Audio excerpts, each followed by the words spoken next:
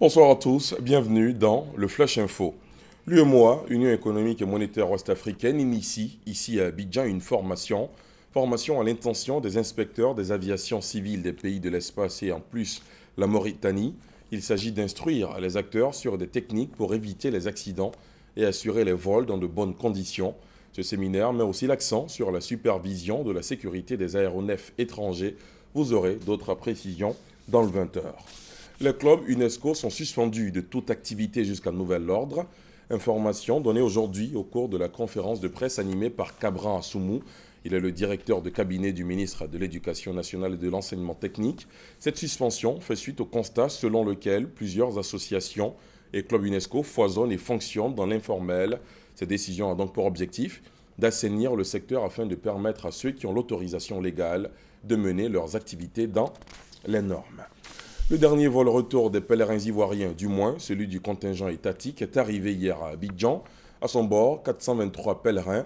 Ils ont été accueillis par le ministre de l'Intérieur et de la Sécurité, Ahmed Bakayoko, et du ministre des Affaires présidentielles, Ibrahim Ouattara, venu leur souhaiter la bienvenue et marquer le réconfort du gouvernement après ce pèlerinage très éprouvant. Reportage. Ce dimanche 11 octobre à 17h45, arrivée du 9e et dernier vol des pèlerins de Côte d'Ivoire. 423 personnes accueillies par le ministre d'État, ministre de l'Intérieur et de la Sécurité Ahmed Bakayoko et Ibrahim Ouattara, ministre des Affaires présidentielles. Le ministre Ahmed Bakayoko a réaffirmé la compassion du gouvernement aux pèlerins blessés et aux familles des victimes de la bousculade de Mina. Ce pèlerinage a été très douloureux. Le gouvernement avait déjà annoncé un bilan de 14 morts et de plus d'une quarantaine de disparus. Aujourd'hui, avec ce dernier vol, ce que nous pouvons dire, c'est que le bilan est plus lourd. Mais nous attendons l'arrivée des derniers chefs de mission pour faire un point précis et nous ferons une communication à la population. D'ores et déjà, nous voulons redire les condoléances du président de la République et de tout le gouvernement à toutes les familles endeuillées et qu'avec le COSIM, nous allons organiser une grande cérémonie de prière et d'hommage à nos disparus. Le drame de Mina a causé la mort de plus de 1000 personnes. Les autorités ivoiriennes rassurent, toutes les victimes seront prises en charge. Des actions déjà en cours pour retrouver les pèlerins disparus et évacuer les autres blessés internés à la Mecque. Il y a certains qui n'ont pas encore répondu à l'appel. Nos autorités sont donc à pied d'œuvre. L'État de Côte d'Ivoire a pris l'engagement.